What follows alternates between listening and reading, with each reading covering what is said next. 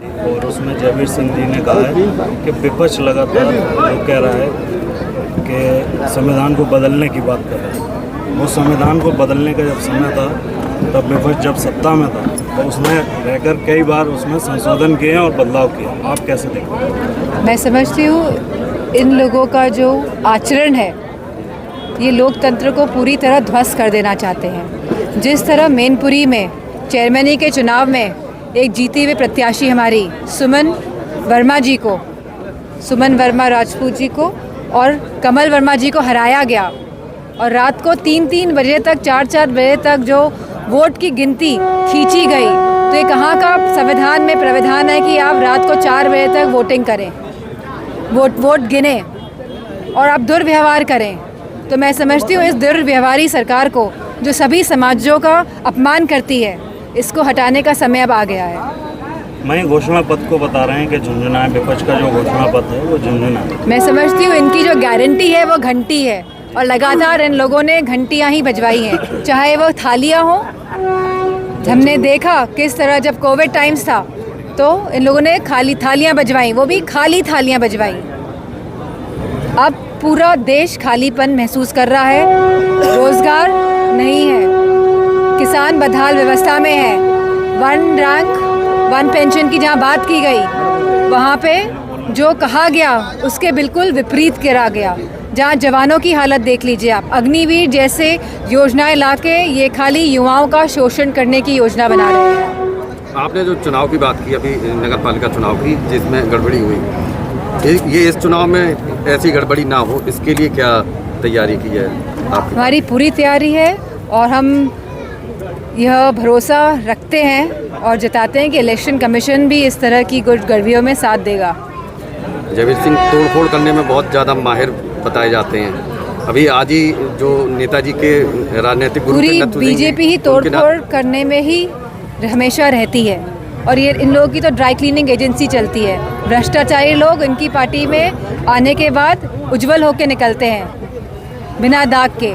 तो मैं समझती हूँ अब लोग समझ गए हैं किस तरह बॉन्ड्स का जो पर्दाफाश हुआ है, जो चंदे के माध्यम से उन्होंने वसूली करी है, तो पूरे देश को समझ आ गया है कि भ्रष्टाचारी कौन है। अच्छा मैडम, उपचुनाव को और इस चुनाव को, इसमें आप क्या अंतर पाती हैं? क्योंकि उस समय पूरी लॉबी जो आपके साथ में थी, लेकिन अब इस टाइम अकेले आप पूरा हैंडल कर रही हैं, एक ही दिन में 10-10 सभाएँ वगैरह कर रही हैं, किस तरीके से? नहीं, अच्छा है, बहुत कुछ सीखने को भी मिल रहा है मुझे और लोगों का लगातार समर्थन मिल रहा है। कल बता रहे हैं कि मोहन यादव को लाया जा रहा है नॉमिनेशन और जनसभा है उनकी, क्या कितना असर डालेंगे? क्या आपको लगता है कोई असर डाल पाएंगे? अच्छी बात है, ला रहे हैं। शिवराज सिंह चौहान जी को भी लाए थे और जो वहाँ के पूर्व मुख्यमंत्री हैं उनको भी लाया गया था, तो लगातार लाने अच्छी बात है। बड़े बड़े नेता हैं, बड़ी पार्टी है, बड़ा चंदा आता है, बड़े बड़े लोगों को लाते हैं, ले जाते हैं, तो बहुत अच्छी बात है। मैडम आखिरी सवाल कि आप किस तारीख में अपना नामांकन? 16 तारीख का भी भैया नाम लेने की जरूरत है? सब लोग किया गया सब लोग जानते कमल वर्मा जी के साथ, सुमन वर्मा जी के साथ लला बारवन ना निकलो। उसकी हम जितनी निंदा कर लें उतनी कम है। जो लोकतंत्र है उसका रस यही है कि जो चुनाव लड़ता है और जो जीतने का बूता रखता है उसी को चुनाव जीतना भी चाहिए। लेकिन मौजूदा सरकार कहीं ना कहीं लोकतंत्र की हत्या तो कर रही है, साथ ही वह व्यवहार में और अपनी सोच में गंदगी और दुर्व्यवहार के साथ जो बर्ताव कर रही है वह सही बात नहीं है। और मुझे पूरा भरोसा है आज जितने भी लोग आप यहाँ उपस्थित हैं वह मेरी बात को समझ रहे होंगे कि किस तरह प्रशासन शासन दबाव बना रहा है, लोगों को पीड़ा दे रहा है, उत्पीड़ित कर रहा है और अपना प्रकोप से वो चाह रहा है कि वो शासन और प्रशासन में बने रहे। लेकिन इस बार चुनाव में वो भली भांति जान गए हैं कि वो हार रहे हैं। आपके सहयोग से, आपके साथ से हम सब जीतेंगे और आने वाले चुनाव में जब होंगे तो कमल वर्मा जी को जिताने का पूरा प्रयास किया जाएगा। ये कोई मामूली बात नहीं है कि आप जीते हुए लोग को लोकतंत्र में हरा दें और दुर्व्यवहार करें, जनक बातें करें। तो हम इसकी कड़ी निंदा करते हैं और हम पूरी मजबूती के साथ सुमन वर्मा जी के साथ और कमल वर्मा जी के साथ खड़े रहेंगे। और मुझे पूरा विश्वास है, पूरा भरोसा है कि आप सब समाजवादी विचारधारा का सहयोग करेंगे, क्योंकि मौजूदा समाजवादी सरकार विचारधारा ही ऐसी विचारधारा है जो सबके हित की बात कर रही है, जो समाज में लोगों को सम्मान न दे पाए,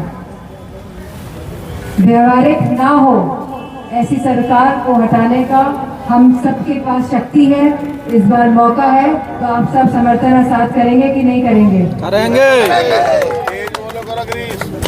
और आज बाबा भीमराव अम्बेडकर जी की जयंती भी है और बाबा भीमराव अम्बेडकर जी ने ही संविधान की संरचना करी और इस पूरे देश को संविधान देने का कार्य करा और संविधान के माध्यम से ही हमें आरक्षण का भी हक मिला है।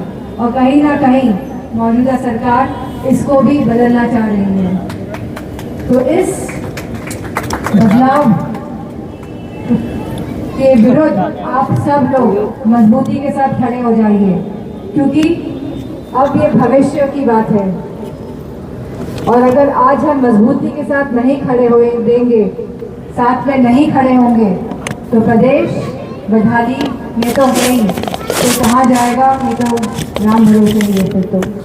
तो मेरा सबसे अनुरोध है कि 7 तारीख को आप सब लोग जाएं और आप सब लोग आपकी रिश्तेदारियों में भी कहें कि बढ़ चढ़कर अपने मत का प्रयोग करें और ऐसे शासन और प्रशासन को हटाएं जो हमारे युवाओं के बारे में, हमारे किसानों के बारे में, हमारी बेटियों के बारे में, माताओं के बारे में सोच नहीं रहे हैं, जो महंगाई कम नहीं कर रहे हैं, जो डीजल पेट्रोल के दाम हैं वो कम नहीं हो रहे हैं। इन्हीं शब्दों के साथ मुझे पूरा विश्वास है कि आप सबका साथ समर्थन मुझे मिलेगा और आप एक बार मुझे मौका देंगे कि अपने बीच में काम करने का।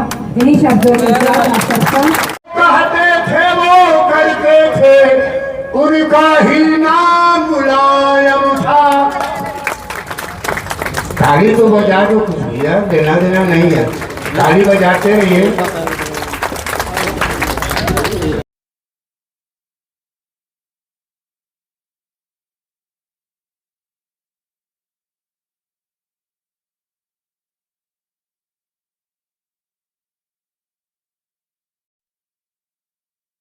रामवीर प्रधान जी, विजय यादव मास्टर साहब, ये सभी लोग क्रमशः आए, एक एक करके आए और माननीय सांसद जिन शख्सियत के नाम बोले हैं कि कृपया करके वो एक एक करके मंच पर आए और माननीय सांसद जी का इस्तकबाल करें, स्वागत करें।